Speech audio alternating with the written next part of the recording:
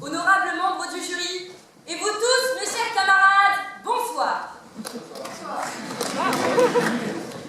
Bien que je sois très heureuse de me tenir devant vous tous aujourd'hui, et très heureuse de vous parler d'un sujet qui ne rime à rien, je ferais mieux de réviser le double DS de samedi qui nous quête dangereusement. Et c'est pourquoi je mets 10 minutes à vous accorder. Il y a quelques mois de cela, j'inscrivais mon nom sur un ridicule petit morceau de papier que je lançais innocemment au destin, connu sous le nom de Madame Désir. Et me voici devant vous à présent, en terriblement dans des chaussures bien trop petites. Vous qui êtes des centaines, des milliers, que dis-je, des millions, au regard acéré. Non, cela, mes chers auditeurs, ne rime à rien. Oh, si ce n'est à parpaing, coquin ou faquin. Avant d'aller plus loin, je vous épargne la rébarbative mais traditionnelle analyse de sujet. Bon, je ne vous dirai pas que rime vient du latin rhythmus, lui-même emprunté à la si belle langue grecque. Ah, la Grèce, merveille entre toutes les civilisations, patrie des lettres et de l'éloquence, pays où coule à flot l'Ouzo, pays où s'étendent à l'infini des plages de sable chaud, où jonchent les migrants.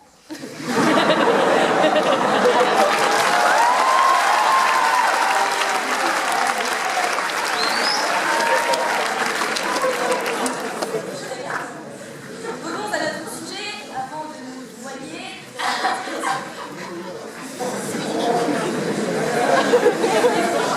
La théorie Martin était utilisée par nos ancêtres afin d'arrêter les mises au jeu de la roulette lors de leur soirée déjantée au casino. Eh bien, mesdames, mesdemoiselles et messieurs, ce soir, arrêtez vos mises sur moi. Ma victoire, quand le jury la proclamera, insulte. Ça ne rime à rien. Outre le commentaire que l'on retrouve si souvent sur une copie de philosophie, il s'agit bien ici d'un véritable cri du cœur, empreint d'un désespoir des plus profonds. Ces 5 petites syllabes arrachent à nos lèvres la rage de notre incompréhension la plus totale. En tant qu'homme, il est certain que nous nous posons certaines questions.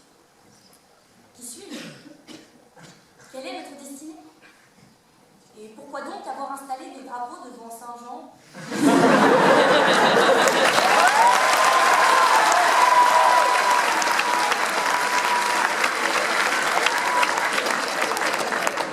Des questions tendent vers un but unique, la recherche du sens de notre existence ou de celle de ces drapeaux.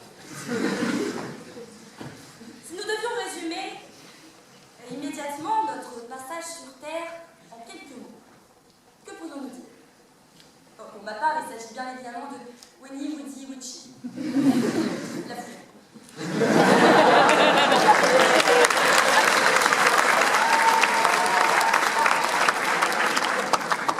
Mais pour vous autres, humbles mortels, les hommes naissent, s'agitent et meurent, un peu à la manière de notre espoir en période de composition. Non, cela ne rime à rien de ressusciter pour trépasser à nouveau chaque trimestre. Schopenhauer disait: qui ne s'interroge pas est une bête, car le sujet constitutif de chaque vie humaine est son sens. Évident. Eh bien ce soir, mes chers amis, ce soir, au théâtre Montansier, j'ai trouvé le sens de la raison qui m'entraîne à chaque pas sur le devant de la scène.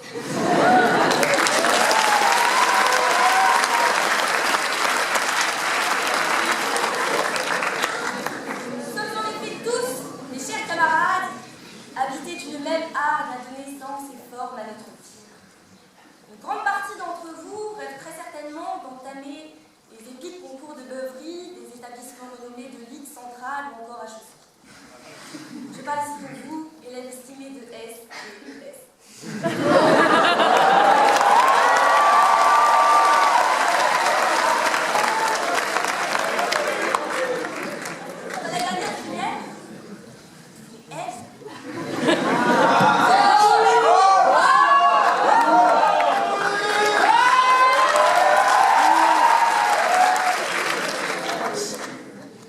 vraiment un avenir?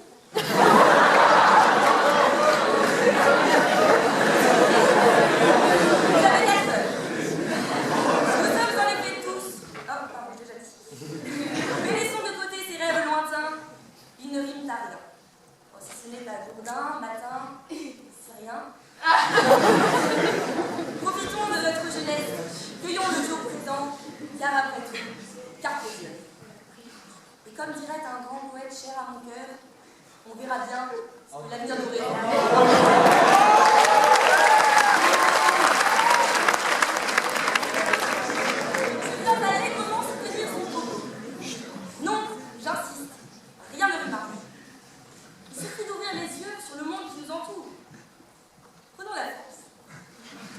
Un obscur article du Code civil, toujours en vigueur en 2016, c'est dire, déclare ceci. Tous les citoyens se doivent d'avoir chez eux une botte de foin au cas où le roi passera à proximité avec son cheval. Mesdames, mesdemoiselles et messieurs les Versaillais, j'aime bien tous ces nouvelles. Le roi, mort.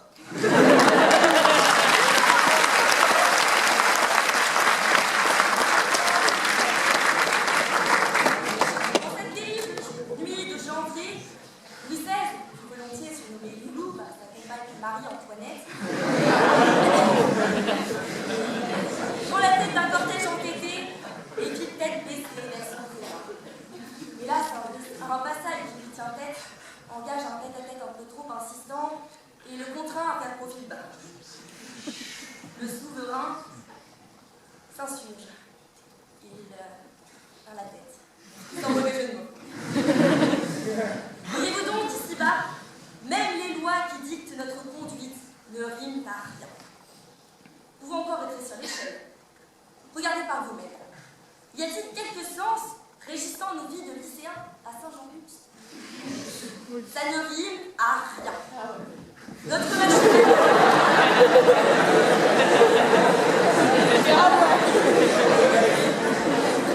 Non, notre machine à café tombant systématiquement en panne.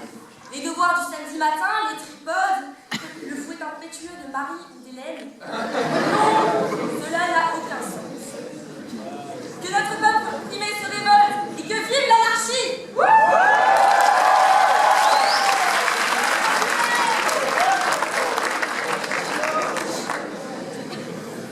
Voilà.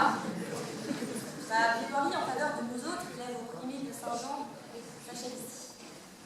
Il vous plairait simplement de signer la pétition contre les 72 heures par semaine qui circulent actuellement dans vos mains. En vérité, je vous le dis, le travail acharné, ainsi que l'existence que nous menons, ne riment à rien. Hawking dit, fort justement, nous vivons dans un univers étrange et merveilleux. Il nous faut une imagination extraordinaire pour pouvoir apprécier son âge, sa dimension, sa violence et même sa beauté. La place que nous y occupons, nous, misérables créatures rampantes, semblait tellement insignifiante. Voilà ce qu'était la vision d'une âme en peine dans un corps en chaise, plus communément appelée dépression. Einstein, l'équivalent de Robert Pattinson et nous autres les S, notre bombe nucléaire à nous, dotée d'un impressionnant QI, si l'idée n'est pas a priori absurde, elle est sans espoir. Non, mes amis, malgré l'absence totale de rime dans cette existence mouvementée que nous menons, ne perdons pas espoir. Bon, après tout, il nous reste encore Robert Pattinson. Car in fine, un monde sans Robert serait comme un manouche sans guitare, un château sans la Loire, un rasta sans pétard, un monde qui ne rimerait à rien. Déprimant, n'est-ce pas? Alors, chers compatriotes, évitons les sanglots longs des violons de Newton, le cœur d'une langueur monotone. Vivons comme nous n'avons jamais vécu auparavant. Vivons sans chercher un sens à notre existence. Vivons pour vivre enfin. Camus dit vrai. Le sens de la vie supprimée, il reste encore la vie. En d'autres termes, YOLO.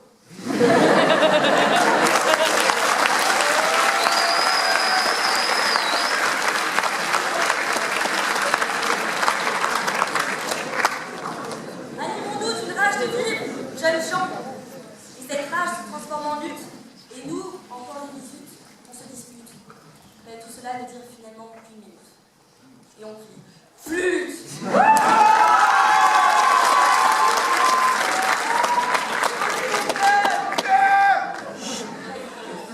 Vivez, mes chers amis, et ça jusqu'à votre mort. Car rien ne sera justifié. Comme le dit si bien Malraux, une vie ne vaut rien, mais rien ne vaut une vie. On me dit, dans l'oreillette, de couper court à mon discours.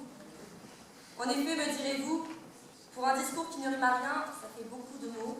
Et c'est pourquoi, en guise de cadeau, j'abrégerai vos mots, vous livrant enfin au repos.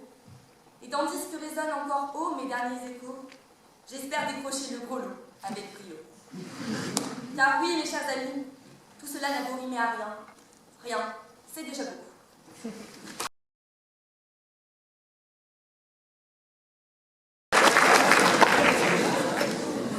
Mes très chers frères, vous me voyez comblé de prêcher pour la confrérie de la SJH en cette église. Moi, simple laïc, je me réjouis de convertir les tant et tant de brebis égarées ici présentes avec la grâce de Monseigneur l'Allemand et de notre...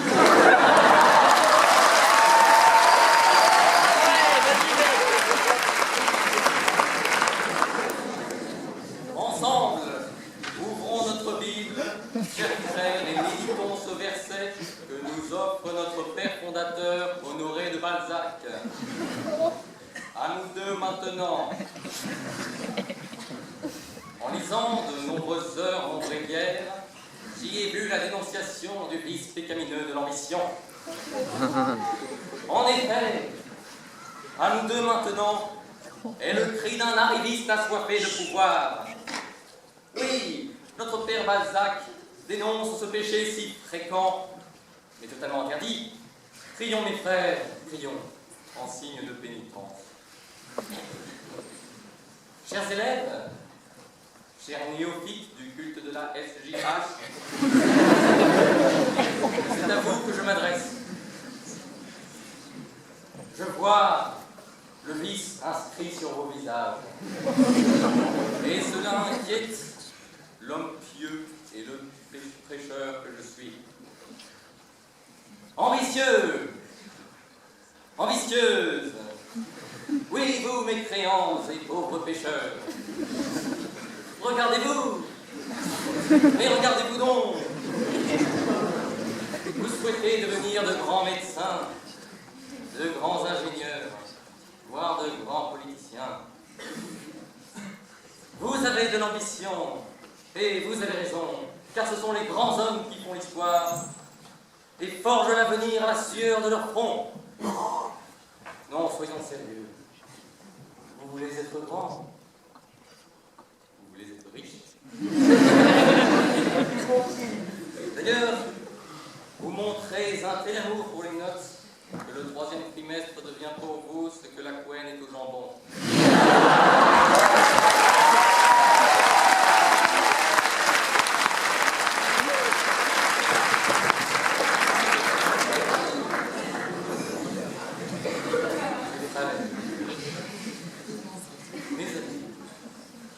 Mes enfants, prenez garde, ne suivez pas l'exemple de ces infidèles qui rayent le parquet de leurs dents et graissent la patte de ceux qui l'ont longue dans l'espoir visqueux de gravir les échelons. C'est consternant de voir et de constater comme certains sont prêts à tout pour satisfaire leurs ambitions les plus viles. Tous les coups sont permis dans ce bas monde. Tenez, je décerne la palme d'or à Jacob, fils d'Isaac et plus grand escroc dans toute l'histoire de l'humanité, d'avoir réussi à vendre un plat de lentilles et un plat de lentilles contre le droit d'aînesse de son frère Ésaü. Oui, messieurs, parfaitement.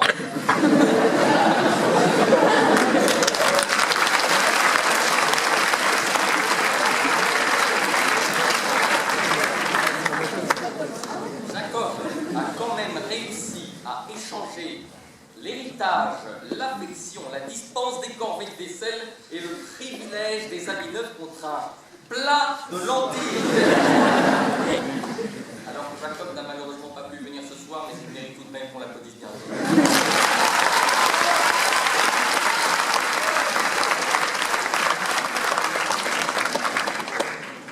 Mais, bien-aimés citoyens de notre mère la Terre, le podium serait bien incomplet sans notre talent national et international à qui je décerne la palme d'argent. Rendez-vous compte, cet homme est parvenu à rester ministre des Affaires étrangères sous le Directoire, ministre des Affaires étrangères sous le Consulat, grand chambellan sous l'Empire, ministre des Affaires étrangères sous Louis XVIII, ministre des Affaires étrangères sous la Restauration, ministre des Affaires étrangères sous Louis-Philippe. La vertu de cet homme est à ce point admirable qu'alors qu'il gémissait au roi sur son lit de mort, « Je souffre comme un damné », ce dernier lui aurait répondu « Déjà ». Tant de fougueux efforts pour rester fidèlement à son poste méritent d'être salués par le jury. Enfin, mesdames et messieurs, enfin, je décerne la palme de bronze, avec une larme d'émotion au coin de l'œil, à un être de papier créé en 1819 par l'un de nos plus grands écrivains. À un homme devenu pair de France, un comte étant parvenu à la rondelette somme de 300 000 livres de rente, mari de la fille de sa maîtresse, et un des principaux acteurs de la Révolution de Juillet, mesdames, messieurs, j'ai nommé Eugène de Rastignac, à qui l'on doit la célèbre phrase « À nous deux, maintenant !»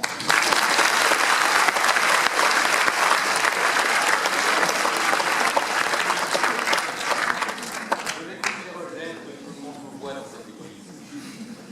Mesdames, messieurs, un tonnerre de dirige un déluge d'applaudissements pour monsieur de Rastignac.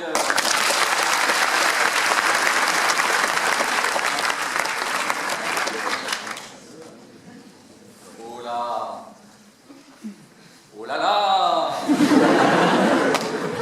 Ainsi donc, mes frères, vous applaudissez ces âmes noircies par le péché? Vous soutenez donc l'égoïsme primaire du capitalisme rampant? L'orgueil démesuré d'un coup sur une calvitie?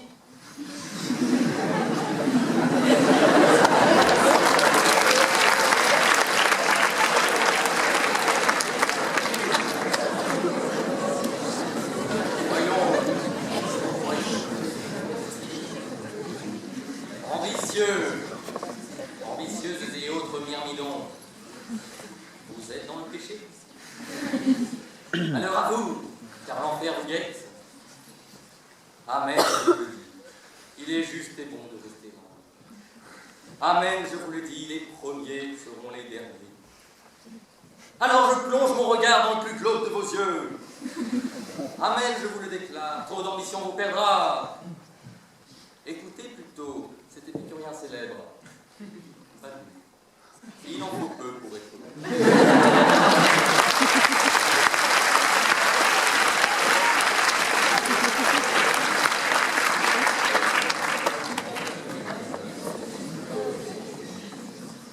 Mais non, mes amis, non! Il ne sera pas dit que Saint-Jean soit une volière de vautours aux yeux plus gros que le ventre et aux cercles plus grands que les yeux. Il ne sera pas dit que les notes nous rendent aussi frénétiques que des whisky toxicomanes. Car enfin, mes amis, enfin, la terre appartient à ceux qui la travaillent. Les hommes ne constituent qu'une grande et unique famille unie. L'union, mes frères, constitue la vie et la jouissance de ce qui est essence et quintessence de notre être, depuis l'alpha jusqu'à l'oméga. Ensemble, mes frères, levons la tête, le corps, les mains, et exultons d'une telle harmonie créatrice entre les corps et les êtres.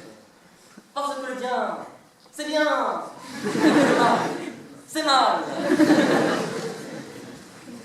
Je dois dire qu'avant, chère brebis perdue mais bientôt retrouvée, j'étais tout comme vous, un père. Je pensais, tout comme vous, que les notes constituaient le cordon ombilical de notre scolarité, le graal de la réussite. Mais c'est alors que je fus écrit éclairé par la lumière de la vérité. Avant, j'étais aveugle. Ça, c'était avant.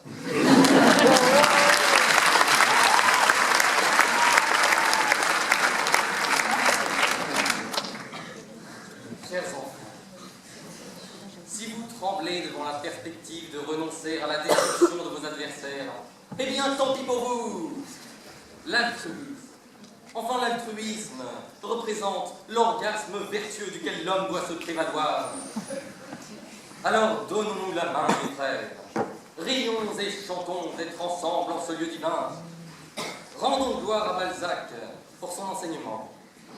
Mes amis, je rêve d'un monde où les hommes cherchent à s'aimer plutôt qu'à se détruire. Je rêve d'un monde où les hommes cherchent à collaborer plutôt qu'à se dominer. Et si vous ne me croyez pas, tournez-vous vers Monseigneur l'Allemand pour obtenir sa bénédiction. Son doux regard paternel ne vous inspire-t-il pas confiance et fier?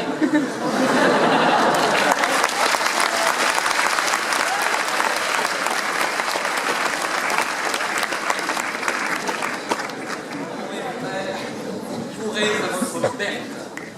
Ça ne peut pas durer. Comme le dit si justement ce proverbe chinois, tout a une fin, sauf le rouleau de printemps qui en a deux.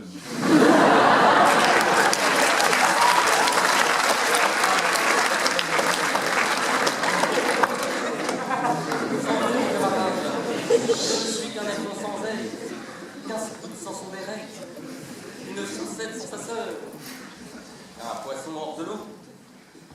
Mais ensemble, nous volerons et voguerons vers les cieux infinis. Ensemble, nous bâtirons un monde meilleur. Voyons, ne vous préoccupez plus d'argent. La SJH s'en charge pour vous.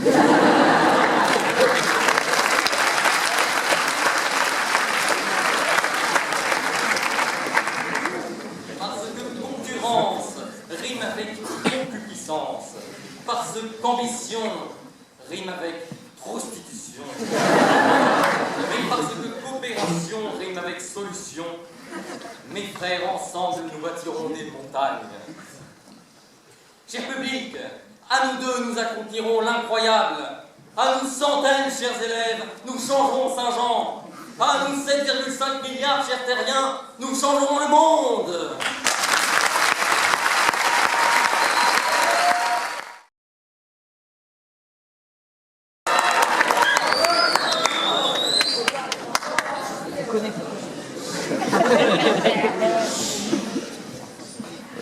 Filez à l'anglaise.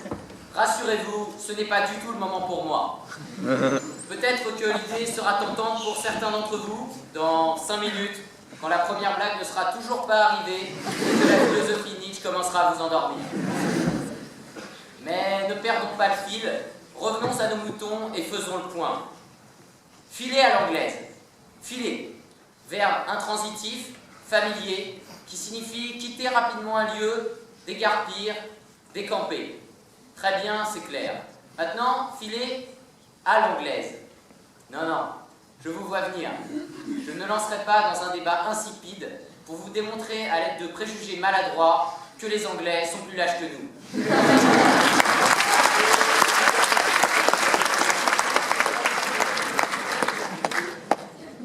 D'autant plus que je ne suis pas du tout xénophobe. Enfin, un petit peu. Il est indéniable qu'il existe des différences entre les ethnies et les peuples. Les Africains, par exemple. Dans un quartier africain à Paris, les habitants profitent de la vie, s'amusent. Il y en a même qui sourient parfois. Ce n'est pas du tout nos coutumes, ce ne sont pas du tout nos modes de vie.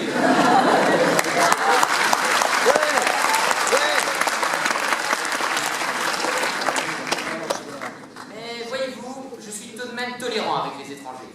J'apprécie particulièrement les touristes. Ils admirent notre culture, ils respectent notre langue, ils envient notre patrimoine, ils aiment la France et ils la quittent.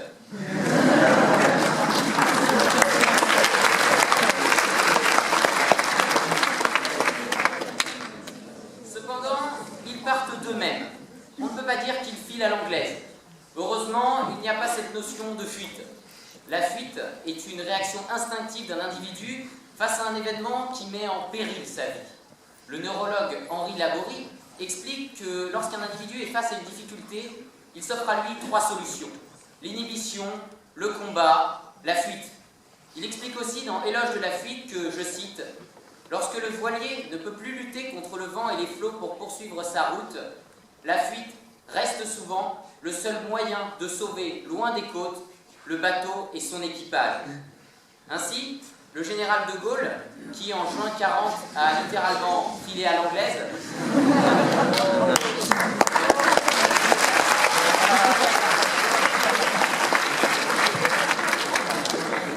ne l'a pas fait par lâcheté, non. Il l'a fait pour attendre que la tempête se calme avant de poursuivre son combat. Cependant, filer à l'anglaise n'est pas si simple. C'est souvent un déchirement où l'homme donne une partie de soi-même.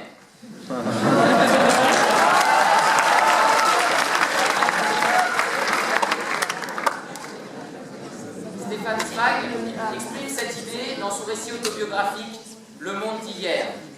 L'écrivain autrichien a vu Vienne, la capitale millénaire, ravalée au rang de ville de province allemande. Il a contemplé, impuissant, son œuvre littéraire réduite en cendres par l'obscurantisme nazi. À sa place nulle part, étranger partout, il a mis fin à ses jours. Zweig a été le témoin du suicide de l'Europe dans 2 guerres fratricides. La première d'entre elles, Céline en déplore les conséquences dans le voyage au bout de la nuit. Il réduit à néant tout élan patriotique. À quoi bon la guerre, dit-il? Refuser la guerre, c'est être un fou ou un lâche? Eh bien, vive les fous et les lâches, ou plutôt, survivent les fous et les lâches. Il a raison. Tous les soldats morts pour la France au cours de l'histoire, vous souvenez-vous d'un seul de leurs noms? Ils nous sont aussi anonymes et indifférents que les ruines qui leur rendent hommage. Ils sont morts pour rien, les crétins. Et les guerres, aussi importantes qu'elles puissent paraître, finissent dans l'oubli. Les hommes veulent laisser une trace sur cette terre. Voltaire nous rappelait pourtant que nous ne sommes que des atomes tourmentés sur un amas de boue. La trace que nous voulions laisser finira tôt ou tard effacée par le souffle du temps. Alors moi, je ne rêve ni de grandeur ni de gloire. Je rêve d'un monde libre et juste, peuplé d'hommes raisonnables. Je rêve d'un monde où l'aristocratie française pourra discuter de façon constructive avec la crème de la crème anglaise.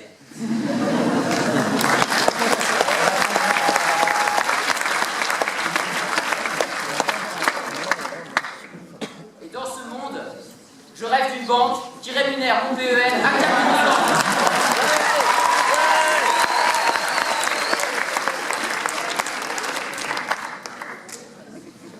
Alors, loin de l'agitation du monde, je quitterai la bêtise humaine.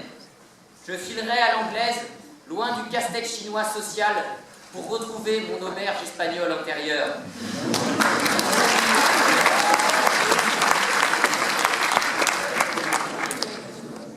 Là-bas, je méditerai sur la fameuse phrase de Nietzsche. Je voudrais que votre prochain vous devienne insupportable pour que vous compreniez qui est l'ami à l'intérieur de vous. Je voudrais que votre prochain vous devienne insupportable pour que vous compreniez qui est l'ami à l'intérieur de vous. On n'a pas de pensée sérieuse sans solitude. À quoi bon aller vers les autres si on n'a pas fait l'expérience de soi? Pour comprendre l'autre, il faut être entré dans son chaos intérieur et pouvoir en témoigner. Dans la même idée, mais avec un autre style, le roi de la punchline dans la Grèce antique, plus percutant Brice de Nice, j'ai nommé Socrate, vous abordait d'un violent « Connais-toi toi-même ». Apprends à connaître tes capacités, tes limites. Fais l'expérience de ta condition avant de prendre une décision. Tu découvriras qu'en ta simple situation d'élève, tu ne peux venir au lycée, au début du printemps, habillé d'un Marcel et d'une paire de tongs, et te défendre simplement en disant « Je suis dans le game en claquette ».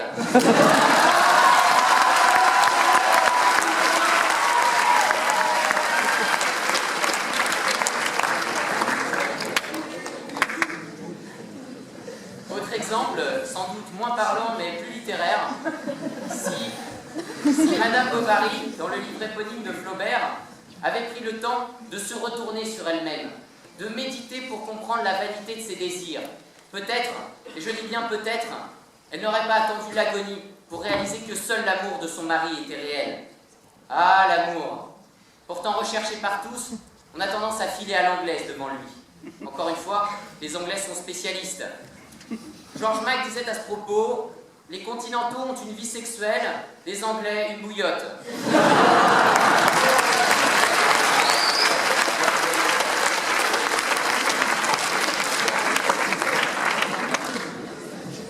Mais je suis méchant.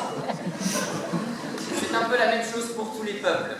L'amour est à la fois le bien le plus désiré et le plus craint. Dans L'être et le néant, Sartre explique que c'est justement la complexité de la quête amoureuse qui distingue l'homme de l'animal. L'homme sait que sa vie est contingente. Sa création et même l'ensemble de son évolution sont le fruit du hasard. Plongé dans un doute existentiel, l'homme va chercher à rendre sa vie nécessaire grâce à l'amour. En aimant, il devient indispensable à la personne aimée et donne un sens à son existence sur cette terre. Or, comme je suis moi-même un homme qui cherche à prouver à lui-même qu'il est nécessaire, et comme je pense qu'il y a une certaine corrélation entre l'éloquence d'un individu et sa capacité de séduction, je me permets de donner à ces dames le numéro de téléphone.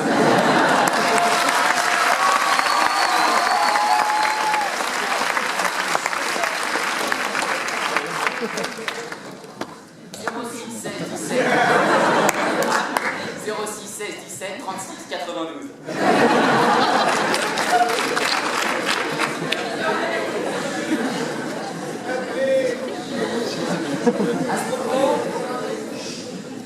À ce propos, j'ai moi-même aimé une fille pendant près de 2 ans. Oui, je sais, ça surprend. Nous nous connaissions par cœur, nous avions les mêmes goûts, nous aimions tous les deux les femmes.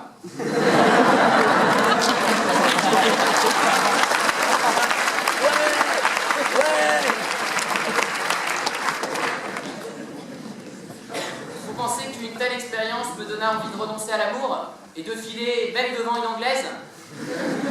Eh bien, détrompez-vous, car comme le disait Laurent Barthes, être amoureux, ce n'est pas filer à l'anglaise, mais être capable d'attendre.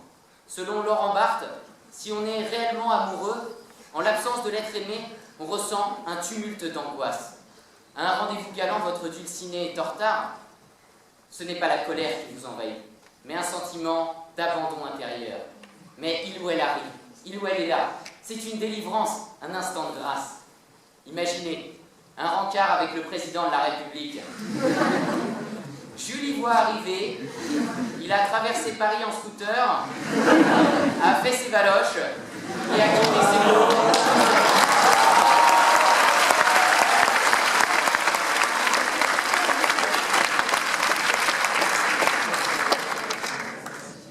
L'amour, c'est aussi une forme de résistance. Aimer, c'est ce qu'il y a de plus beau, mais aimer, c'est aussi refuser la fuite et continuer à se battre. C'est l'inverse de filer à l'anglaise. Au contraire, il faut résister à l'envie d'abandonner. Et c'est justement, selon Sartre, lorsque l'on fait des choix importants dans sa vie et lorsque l'on résiste que l'on devient réellement libre. Selon Sartre, la liberté s'exerce en situation. Il faut engager sa liberté vis-à-vis des autres par nos choix. Sartre admet, la liberté n'est ni facile. Merci.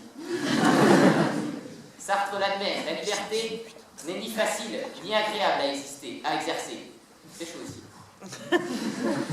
Mais si l'on refuse de faire ses propres choix, et si l'on se laisse guider par la masse, on devient progressivement esclave.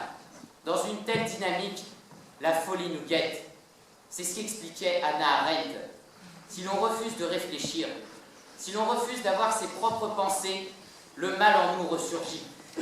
C'est la théorie de la banalité du mal qui explique que chaque homme a en lui la capacité de faire le mal, mais que seule la raison peut contrer cette tendance. Je parlais au début de mon exposé de la fuite du général de Gaulle. Elle était anticipée et préparait la contre-attaque.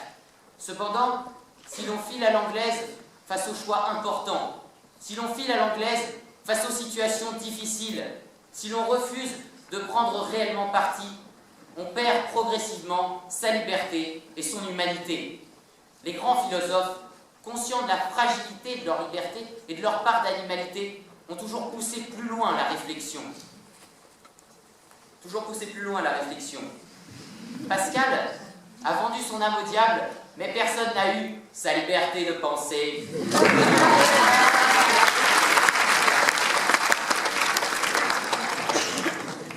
Montaigne n'a jamais cessé d'essayer. Diderot avait un savoir sans faille. C'était une véritable encyclopédie.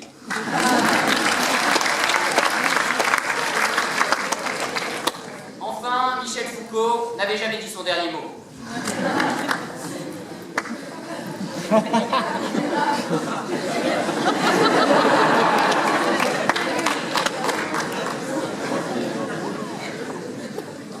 Cependant, il arrive un moment de la vie où on n'a plus la force de décision. L'émotion, le feu qui brille en chacun de nous s'éteint progressivement. On n'a plus la force de faire le bien, on n'a plus la force de faire le mal. On attend patiemment la mort. Encore une fois, Céline, dans Le Voyage au bout de la nuit, a les mots justes. On n'a plus en soi assez de musique pour faire danser la vie. Toute la jeunesse est allée mourir au bout du monde déjà, dans le silence de vérité. Et où aller? Dehors, je vous le demande, quand on n'a plus la somme suffisante de délire. Malgré tous nos efforts, on ne peut empêcher le temps de filer inexorablement. Il tisse le linceul qui nous enveloppera. Le fragile fil d'Écosse qui nous reliait à la vie va bientôt céder. Et puis voilà. Et puis tant pis. Merci.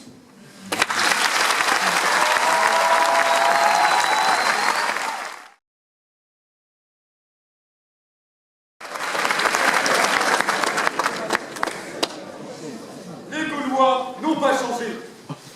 Leurs chefs détestent obéir, mais ils adorent discuter. C'est en ces termes, mes chers amis, que le général de Gaulle définit notre belle nation, qu'il avait pourtant tant aimée parmi les siens, et ce, jusqu'à la dernière heure. Quelle cruauté, mes chers amis, quel constat implacable. Comment le général de Gaulle ose-t-il nous envoyer pareille vérité en pleine poire, je vous le demande. À l'écouter, notre nation serait donc désorganisée, qui plus est, gouvernée par d'obséquieux beaux-parleurs. Et la France serait régie, si je le comprends bien, par des incapables. En somme, le président Hollande aurait fait tomber le Pays-Bas. Mes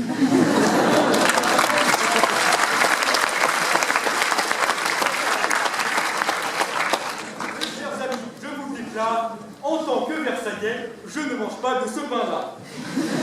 Je vous l'affirme même, je crois en perdre mon latin, ou plutôt par les temps qui courent, ce qu'il en reste. La France, pour résumer le général de Gaulle, n'aurait en fait pas évolué en 2000 ans d'histoire. Oubliez les Clovis, les Charlemagne, Louis XIV, Louis XVI, Napoléon et René Coty, le grand président politique.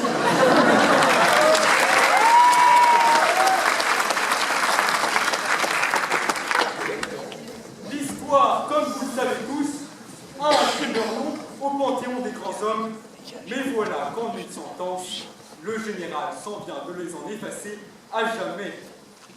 Comment croire, mes chers amis, chers publics, chers amis, que le général ait pu donner raison à Dostoïevski, qui dans son roman Le Joueur déclarait « Encore de belles fripouilles, d'ailleurs, la plupart sont des Français. » De fait, je lui accorde ceci. S'il est un sport national auquel nous nous adonnons volontiers, c'est celui de l'éloquence et du beau parler. Preuve en est le périlleux exercice auquel je tente ce soir de m'adonner face à pareil public de qualité. En fait, sans vouloir vous flatter, ce que suggérait probablement le général, c'est qu'au pays de la gastronomie, nous aimons à couper la poire en deux. En fait, nous aimons raisonner, mais parfois pas trancher. Osons l'orgueil national. Les Français ont à cœur d'aider leur prochain, même s'ils aiment souvent se fendre la poire aux dépens d'autrui. Napoléon affirmait d'ailleurs que l'égalité est le seul droit dont les Français fassent grand cas. Alors, au risque d'envoyer Obélix dans les choux, nous aimons l'égalité jusque dans la gastronomie, que nous avons fort belle d'ailleurs. Ce sera donc la moitié de la poire pour Astérix et l'autre moitié pour Obélix, ou plutôt la moitié du sanglier pour chacun. Telle est, mes amis, la devise de notre pays depuis des millénaires. Liberté, égalité, frugalité.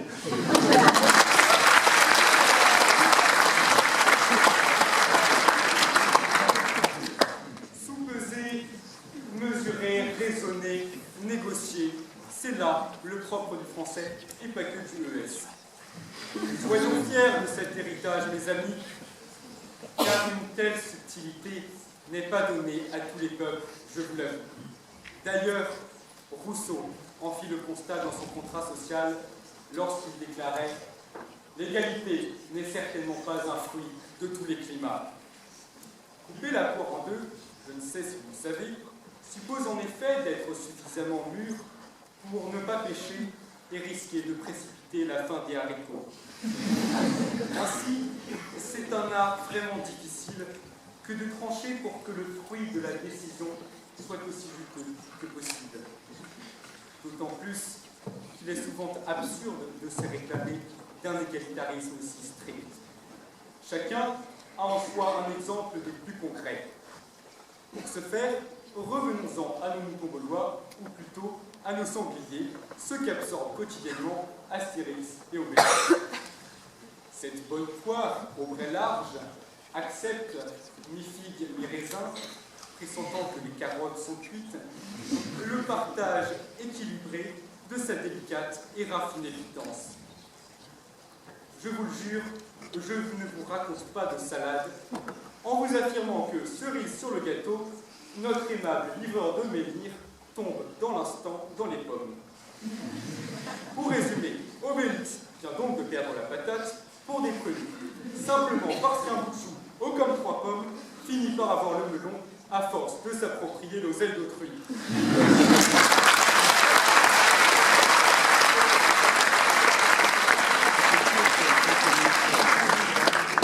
Mes amis, vous l'avez compris, à défaut d'avoir son sanglier, l'on peut bien dire d'Obélix qu'il est devenu le dindon de la farce de l'histoire.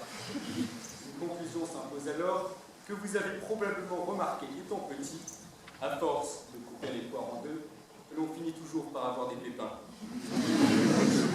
Aussi devons-nous refuser instamment de couper la poire en deux. J'entends déjà, plutôt qu'on soit, cher public, vos vitupérations horrifiées.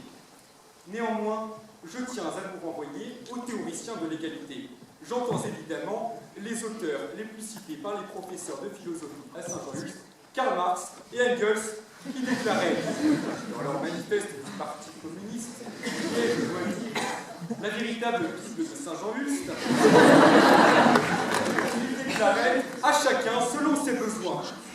Fini donc les comptes d'apothicaires, fini les calculs pénaux et intéressés, fini la modération passéiste, au diable l'avarice et les avaricieux, aux âmes, citoyens, contre nous de la tyrannie, de la médiocrité. Oserais-je le mot dans cette enceinte qui évoque, encore aujourd'hui, je dois l'avouer, le souvenir glorieux et les réminiscences du roi Soleil? Oserais-je proclamer, en ce temps de capitalisme satisfait, le cri de ralliement des prolétaires que vous n'êtes pas? Camarades, c'est la lutte finale. Groupons-nous et demain, Saint-Jean-Just sera le berceau de l'internationale communiste.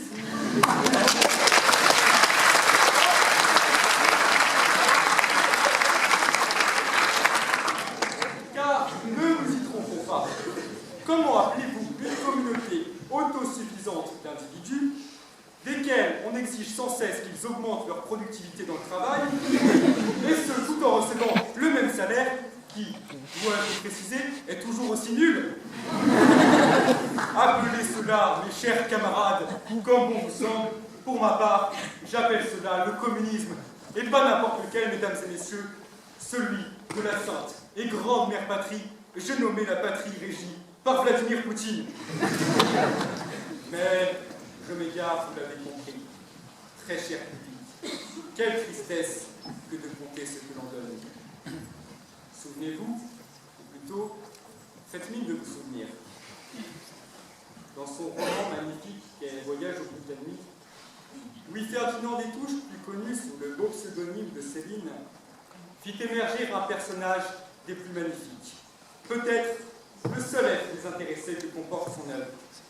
Cet homme, prénommé Alcide, consacre l'intégralité de sa maigre paie de sorte qu'il puisse financer l'éducation de sa nièce. Sa grandeur vient-elle de ce qu'il donne? Non, je vous l'affirme. Sa grandeur vient de ce qu'il donne tout sans compter. Alcide refuse de couper la poire en deux. Je ferai de même que lui. Aussi Céline put-il déclarer. Évidemment, Alcide évoluait dans le sublime à son aise, et pour ainsi dire familièrement, il tutoyait les anges. Poursuivant sa réflexion, Louis-Ferdinand des Touches résuma l'existence en ces termes si durs. La vérité de ce monde, c'est l'agonie. La vérité de ce monde, c'est la mort. Il faut mourir, choisir, mentir. Alors, cher public, que faire? Mentir ou choisir? Assurément, celui dont on ne doit pas prononcer le nom par peur d'effrayer les enfants semble avoir trouvé sa voie. Je vous laisserai juger, d'après ces déclarations que je vais vous retranscrire, de la voie qu'il a choisie. Moi, président, c'est M. H dont nous tenons absolument à préserver l'anonymat.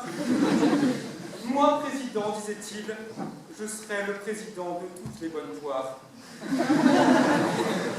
Moi, président, je ne serai pas un héros parce que je ne veux pas que cela valse trop.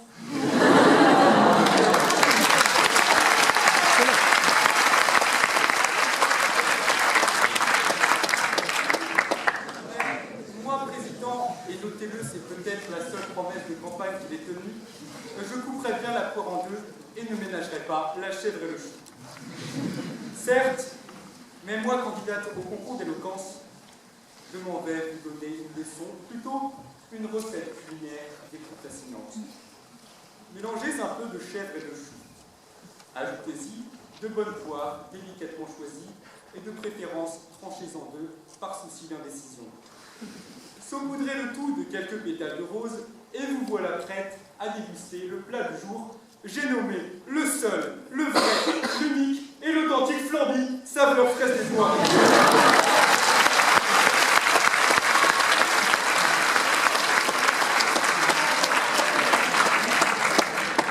Chers amis, je vais un peu loin et crois lire dans vos regards effrayés.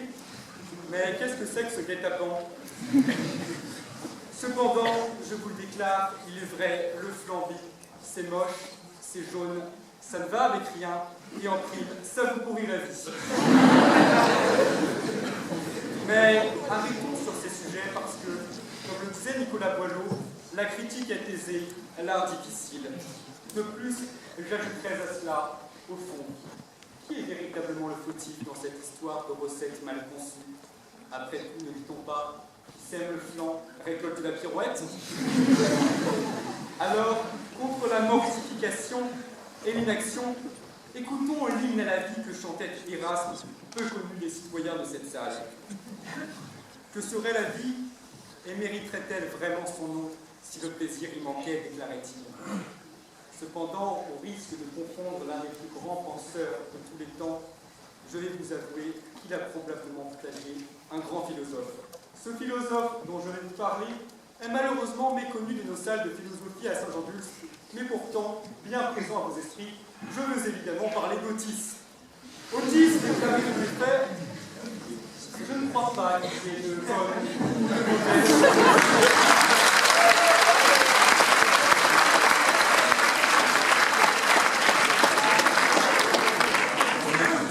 Je poursuis mes frères.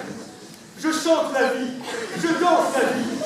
Alors, je vous l'affirme, pour chanter la vie, pour danser la vie, si vous voulez faire cela avec moi ce soir, il ne faut pas couper la poire en deux.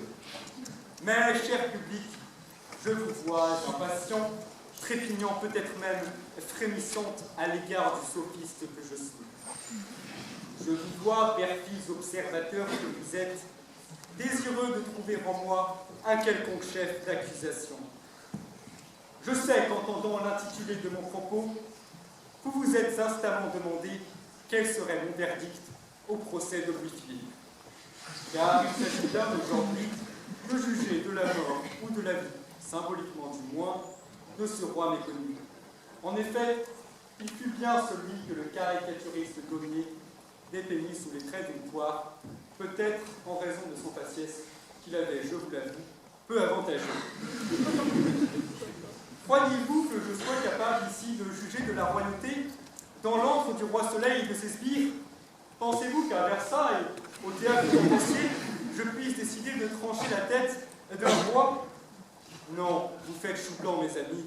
Je ne parlerai qu'en présence de maître Guacamole, mon avocat.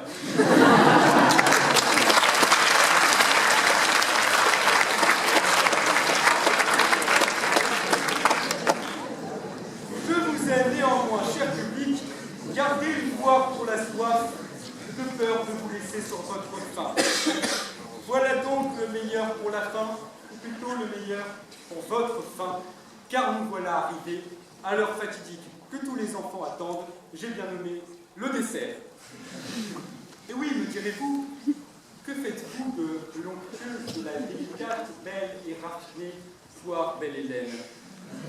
Après avoir semé de bonnes paroles, épluché le sujet, après avoir cuisiné aussi bien le jury que vous, public, le tout sans mâcher les mots, quel sort vais-je donc réserver à la Belle Hélène? Cependant, vous me voyez navré de vous rappeler à la dure réalité de fait. La poire, toute Hélène qu'elle puisse être, est aujourd'hui, en ce mois de mars, passée de saison. Ô prodigue public, ô révéré jury, je vous laisse trancher cet épineux dilemme. Couperez-vous donc la poire en deux? Peu m'importe, car moi ce soir, en cette antre, je vous l'affirme, on ne va pas en faire tout un plat de cette poire!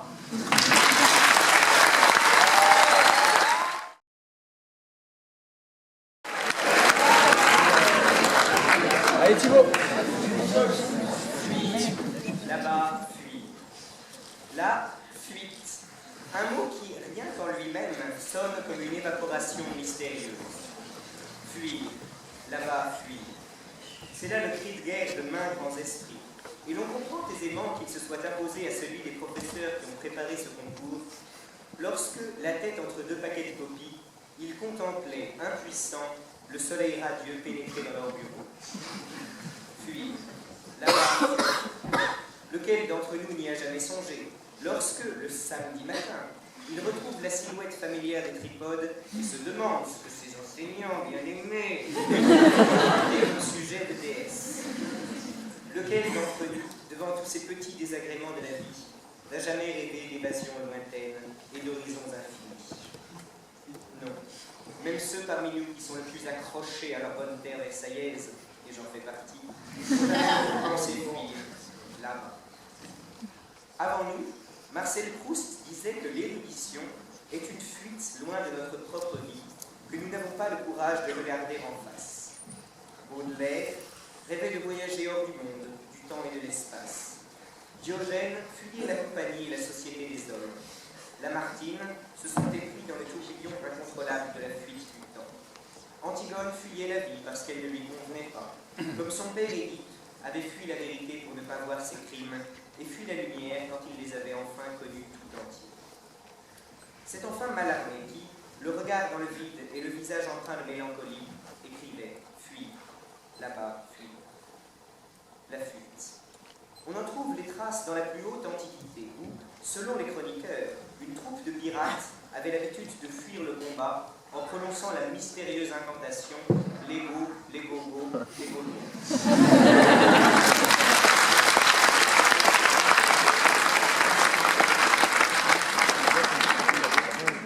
Encore aujourd'hui, dans le regard de votre voisin de dessous, qui peut vous annoncer d'un nom lugubre que vos canalisations fuient et qu'il pleut chez lui.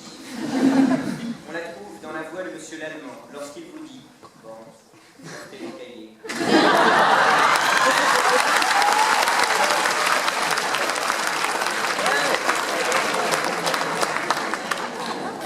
Ce qui se dit en latin « fugue » est aussi tout un pan de notre vie.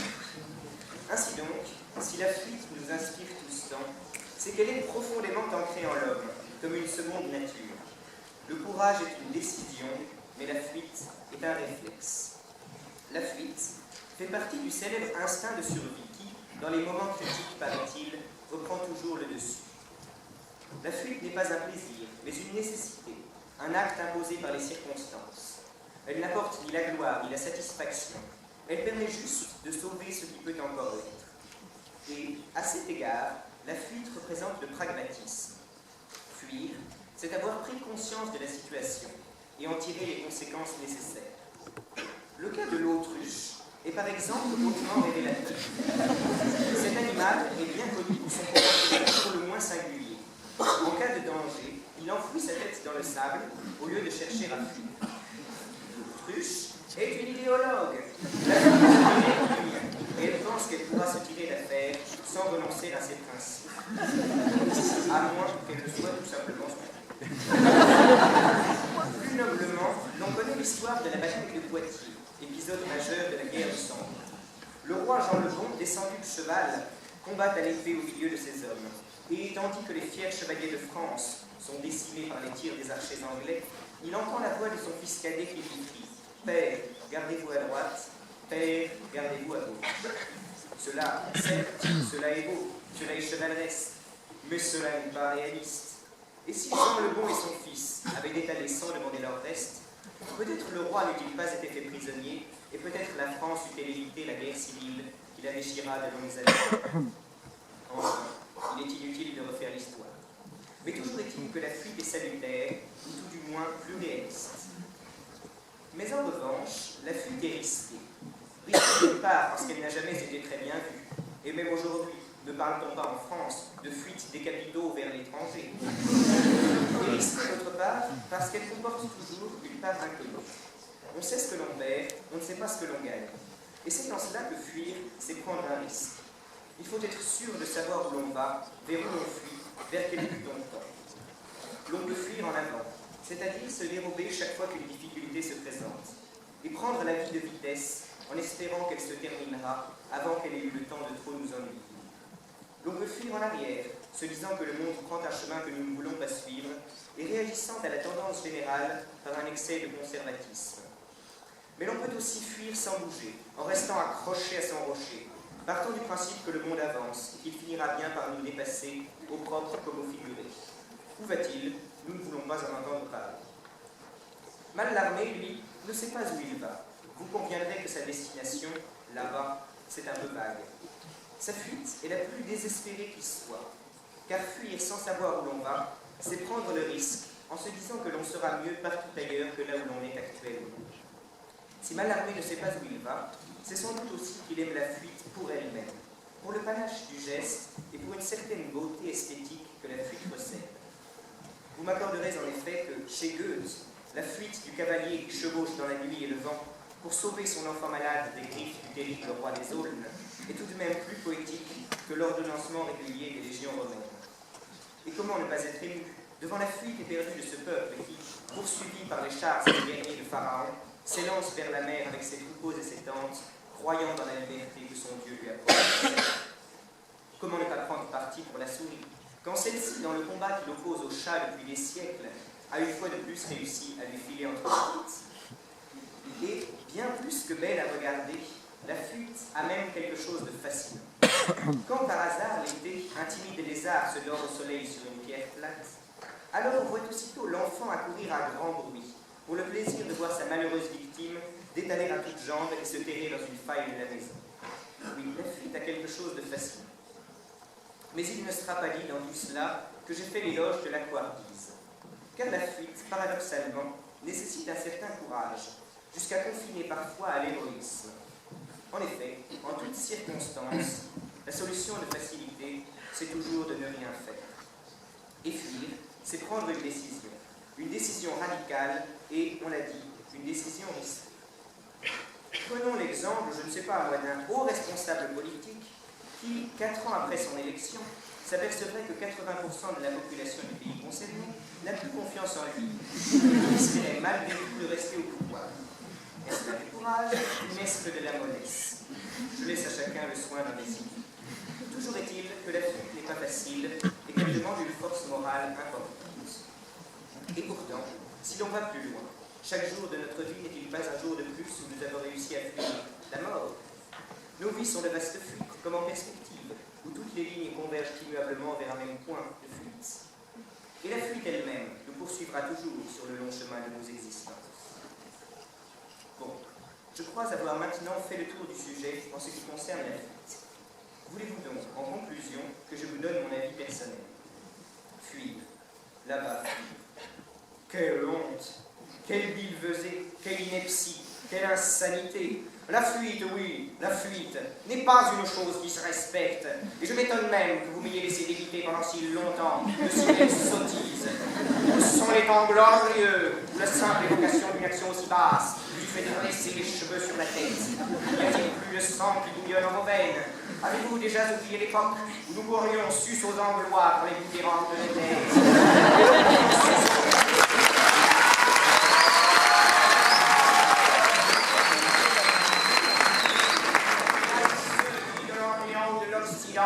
Nourrissez le dessein criminel de s'en prendre à notre patrie sacrée. Avez-vous oublié l'époque de l'empereur Napoléon, que Dieu ait son âme en sa sainte garde?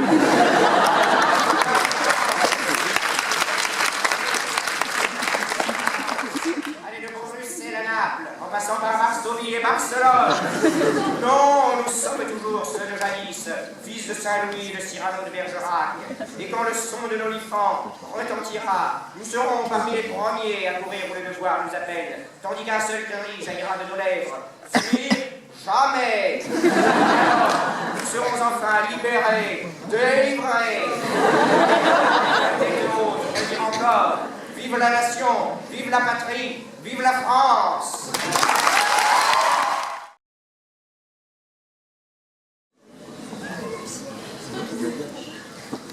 À chaque âge, ses plaisirs.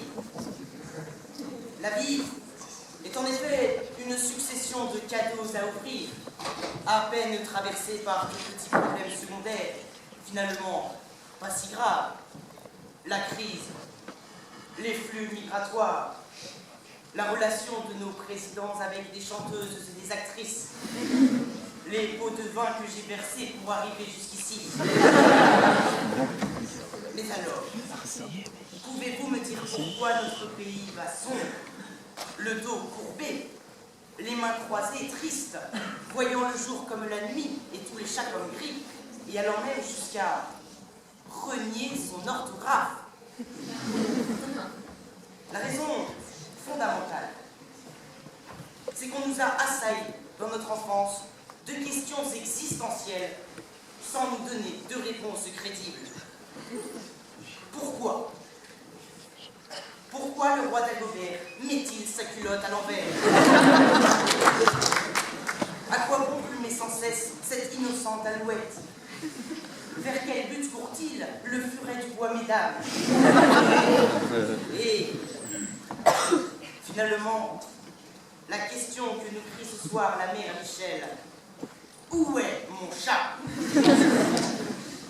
Ah, ce soir, je ne voulais pas créer de conflit, éveiller un chat qui dort, mais, mes amis, je ne peux faire autrement.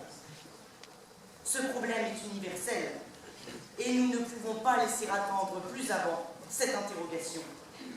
Où est le chat de la mère Michel? Et je voudrais d'abord apporter une précision à ceux qui avaient des parents trop branchés pour leur chanter ces comptines séculaires.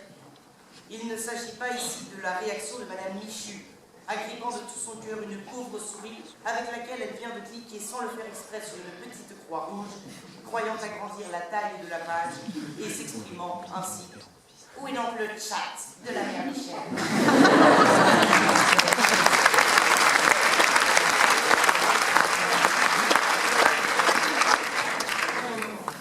Excite Madame Michu. Imaginez plutôt la mère Michel, arrivant soudain dans ce théâtre, hurlant à vive haleine, tel Job dans son malheur, ou tel un professeur de sport un peu chauve que nous connaissons bien.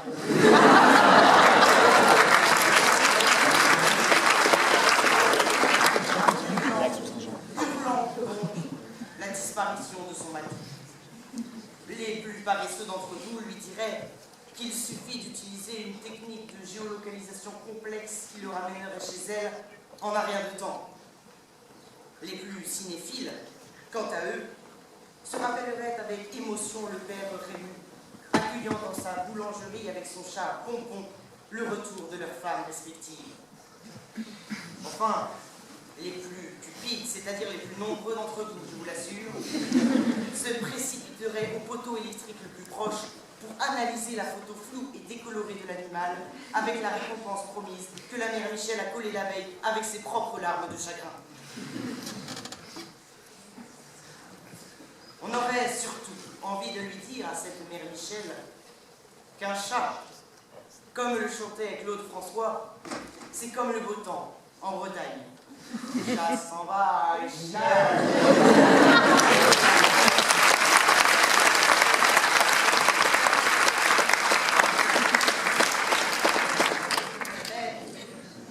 Ne nous arrêtons pas à cette écume et rentrons dans le fond des choses. Ne savez-vous pas que les comptines de notre enfance cachent bien des messages pour les adultes?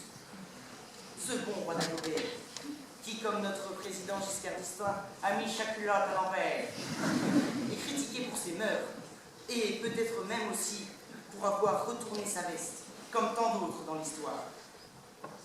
Quant à la souris verte qui courait dans l'air et qui trempe dans l'huile, figurez-vous que c'est une métaphore des officiers vendeurs qu'il fallait torturer.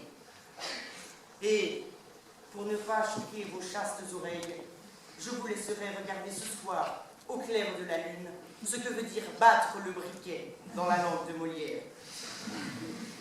Et je rajoute qu'à titre personnel, dans un réflexe freudien, j'en veux encore terriblement à ceux qui ont brandouillé Pierre, et sa Jeannette avec. Mais revenons à notre chat, avec cette vision loin d'être enfantine. Cette chère mère Michel a perdu son chat, et elle crie comme Joe Dalton retrouvant toujours les cailloux de sa prison dès l'incision moderne, ou comme la mère Michel qui a perdu son poste de président de l'UEFA.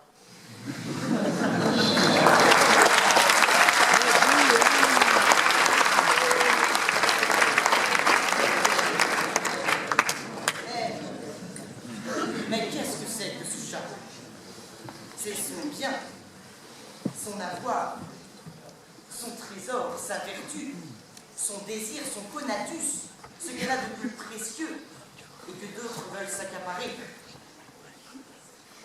D'ailleurs, cette chansonnette aurait été écrite au début du XIXe siècle afin de protester contre de nouvelles taxes. Et elle a raison, Madame Michel, comme un peu plus tard sa sœur communarde Louise, de s'opposer à cette ignoble lustucru qui lui chaparde 4 pattes. Pour votre culture, c'est d'ailleurs en entendant la chanson à un banquet que la fameuse marque a été créée un peu plus tard. Devant son chantage, la mère Michel craque et lui promet en récompense un baiser. Ça, c'est la version enfantine. Mais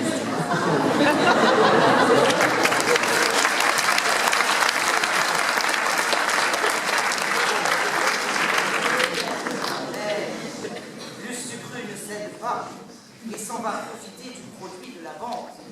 Rendez-vous compte. Vol, chantage, prostitution, cupidité. On touche dans cette histoire toute la noirceur des âmes. Tout s'achète, se négocie, se vend et se supprime. Et le chat sera vendu et pendu. Et la mère Michel pleurera et combattra avec Nietzsche l'implacable logique de la dette humaine qui empêche l'épanouissement des plus faibles. Comment se fait-il que dans un monde où l'on devrait prôner véritablement le bonheur et l'amour, on offre à notre progéniture innocente une pédagogie mettant en scène l'accablement, la souffrance inégalable, que dis-je, l'assassinat d'un pauvre chat? Vous imaginez bien que ce n'est pas avec de telles histoires surlinées dès le plus jeune âge que l'on va s'en sortir. Arrêtons donc de colporter de telles inepties. Avec Sénèque et d'autres après lui, comme le dit sans haine Kant. D'ailleurs, Kant sans haine, ça fait gâte.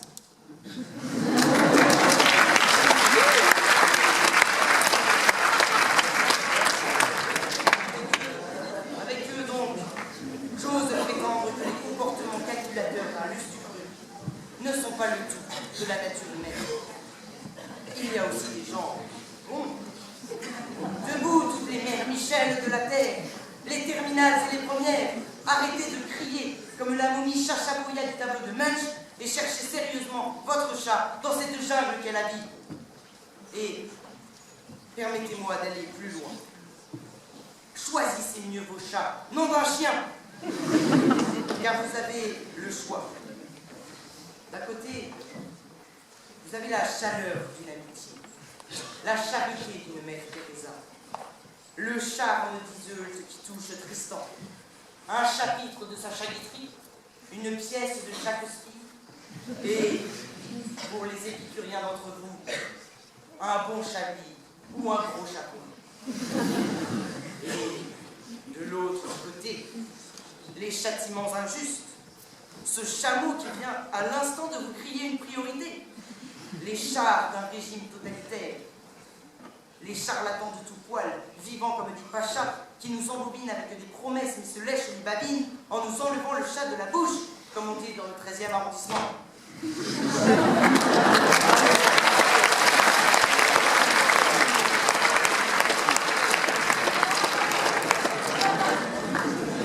Moi, c'est mon calme que je perds, car ce qui me chapuste chez nos contemporains, c'est cette indifférence du choix, ce côté « je donne ma langue au chat » dès qu'une question complexe apparaît, et cette tentation de repasser toujours le mistigris. À ne plus vouloir appeler un chat, on fait de la bouillie dans tous les domaines. En effet, nous sommes trop ambivalents. Michel Michou. Dans la mesure où, lorsque nous entendons sorti en France de l'iPhone 6S nouvelle génération avec appel et SMS immédiats, la réaction est immédiate. Où puis-je l'acheter? Où puis-je l'acheter? En revanche, lorsqu'on nous dit 30 000 migrants arrivent en France, la volonté de les chercher pour les accueillir, là, est un peu différente. Donc, à chacun de choisir les chats qu'il doit chercher. Où se cache le vôtre? Ah, cher public, je distingue parmi vous deux catégories. La première avec la langue pendante et la seconde avec l'oreille tendue. La première affamée et la seconde admirative. La première s'exclamant « Lustucru, ah, il commence à nous donner faim !» Et la seconde déclamant grâce à nos chers professeurs de français présents dans cette salle « Lustucru !» Quelle merveille que ce subjonctif imparfait deuxième du soleil avec ce chien.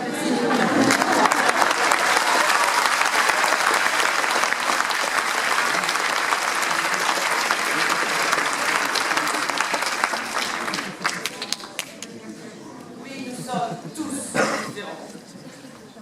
Et cette recherche de chat est plus profonde encore que le complexe d'Édipe ou que les tapis de Socrate. Plus difficile à mener qu'une réaction chimique entre le cuivre et le zinc. Cette recherche nous fait donc tourner la tête, enfin, surtout la mienne, j'ai l'impression. Et il me serait facile de vous laisser avec un « j'ai d'autres chats à fouetter ». Mais non. Au contraire, je vous en supplie, allez dire de ma part à toutes les mères Michel de la terre de partir demain des Potrons-Minets en quête de leur chat le plus beau, parce que qui cherche trouve.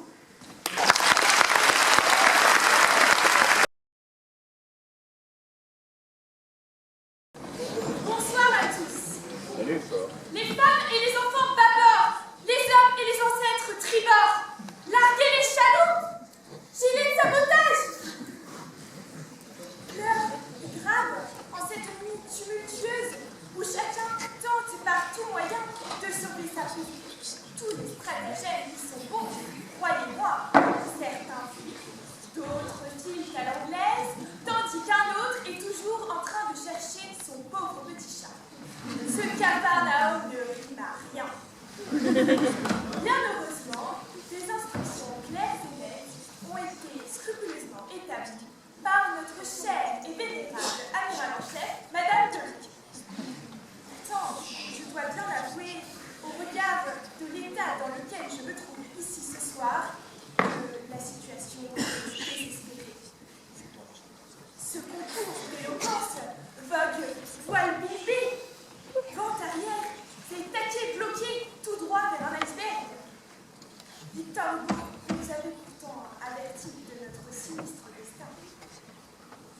vous embarquer sur un navire dont la voile frissonne au vent, qui va bientôt partir pour un voyage plein de promesses.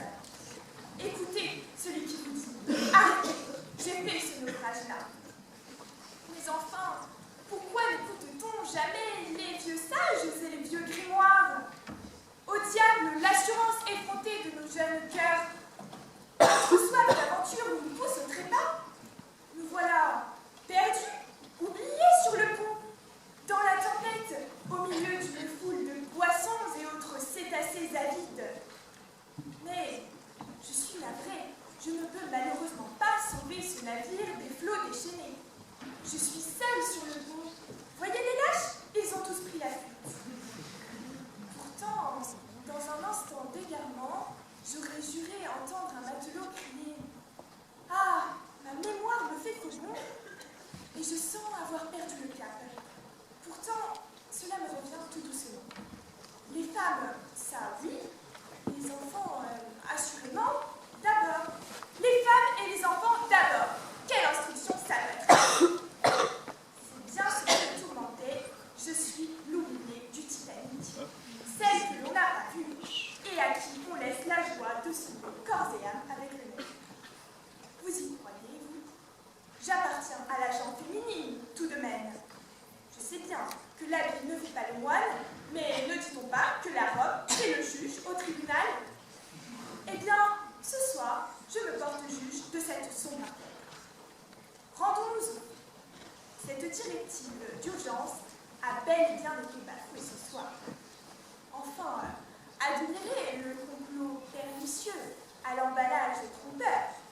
Une femme d'abord, certes, mais ensuite, non pas un, ni deux, ni trois, mais 5 jeunes hommes qui coururent promptement au chaloup, délaissant toute galanterie pour finalement laisser une pauvre survivante tenter sa chance. Moi. On pourrait presque penser que ce ne sont que des lâches, préférant sauver leur peau à l'instar du capitaine du Costa Concordia.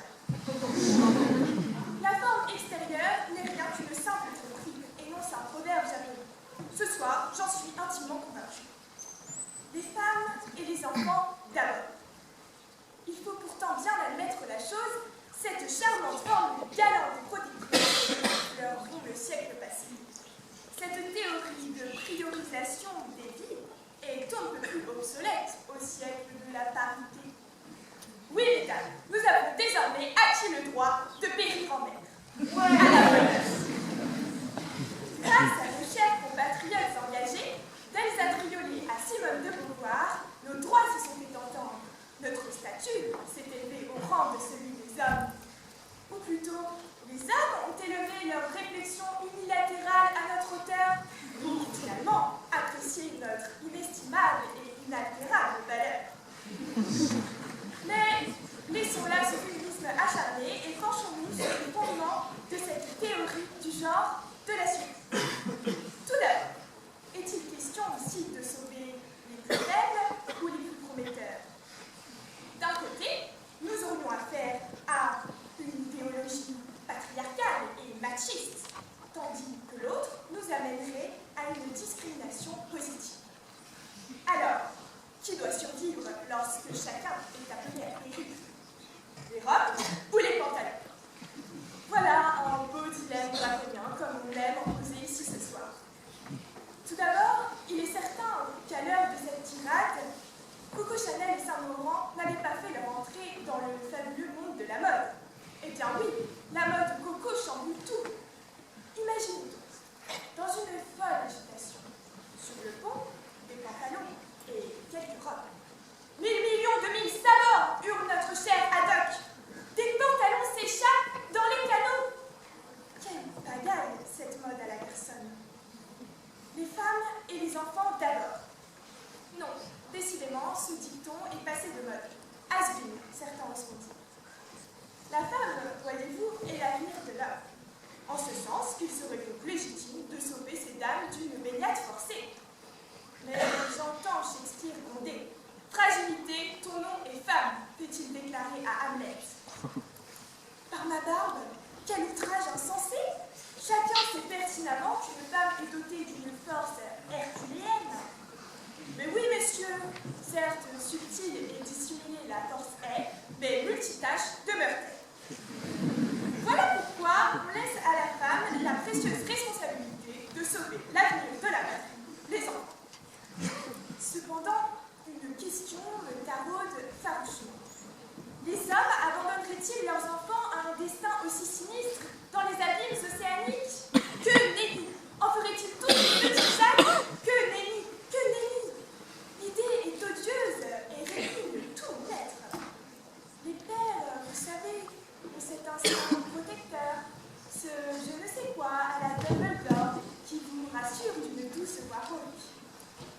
Puis, lequel d'entre vous, messieurs, n'a jamais entendu cette voix d'autorité suprême vous susurrer d'un air nonchalant: mon fils, galant et courtois tu seras. Quel adage honorable! Pourtant, quel fardeau à traîner tout au long de l'existence. Il y aura des tempêtes, voire des tsunamis, cela est certain. Avec les femmes, la vie n'est pas un fleuve tranquille. Et si l'on y ajoute les marmots, alors là, nous ne sommes pas rendus. Je vous en prie, ne croyez pas l'affaire si simple. Non, aujourd'hui, il n'est plus question de romans chevaleresques, des âmes galantes et princesses dérobées. Non, cette affaire est infiniment plus grave. Reprenons. Les femmes ou les enfants d'abord. Oui, vous m'avez parfaitement bien comprise. Dans une situation aussi extrême que celle-ci, qui jetterons-nous d'abord? Les femmes? Les enfants? Voyez, ne prenez pas ces mines séparées. L'enfant est sauf à l'heure du siècle de l'enfant roi. L'innocence et la pureté de nos jeunes cœurs sont saufs. Mais où sont les hommes? Ont-ils perdu leur âme de Lancelot? Fini-les! Ne craignez rien, belle marquise. J'en ai malheureusement bien peur. Il faut se rendre à l'évidence. La société ne peut plus compter sur les honnêtes hommes d'antan. Décidément, mesdames, il faut tout faire dans cette galère. Pourtant, selon Euripide, il y aurait une réponse bien plus pragmatique à la question. La mère tient plus à ses petits que le père. Elle sait qu'ils sont d'elle, le père le présume. Ah, voyez ces messieurs qui gonflent d'orgueil. Là, tout doux.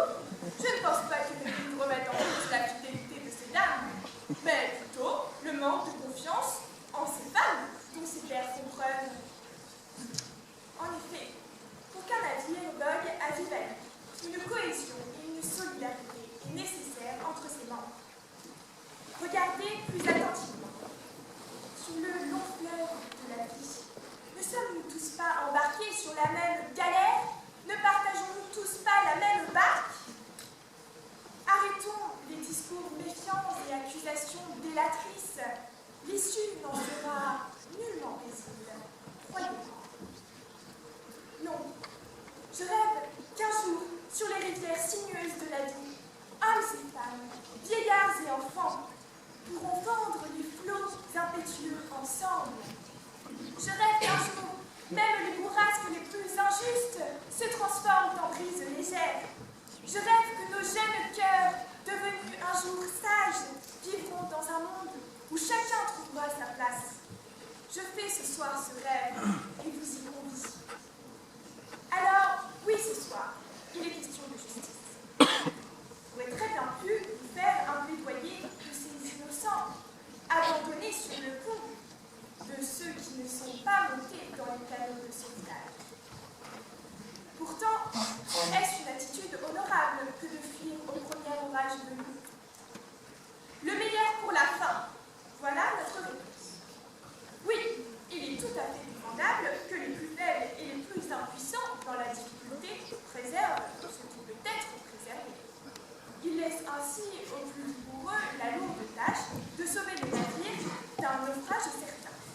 Que des lâches en profitent pour prendre la poudre d'escampette, je n'en ai que pis de vent. Oui, hommes faibles, fuyez, femmes et hommes dignes, restez. En effet, même si dans certaines situations désespérées, la fuite reste la meilleure option, il ne faut pas abandonner promptement le navire pour autant. Le véritable courage est celui qui s'applique au plus grand mot, c'est danger, nous dit Aristote. Ayons du cœur, ne désertons pas trop activement le navire. Et puis, pensez aux richesses cachées au fond du calme, aux coffres océans, des trésors inestimables, aux mille et une belles pierreries d'Orient. Je vois vos yeux cupides et avides de ces trésoreries. Pensez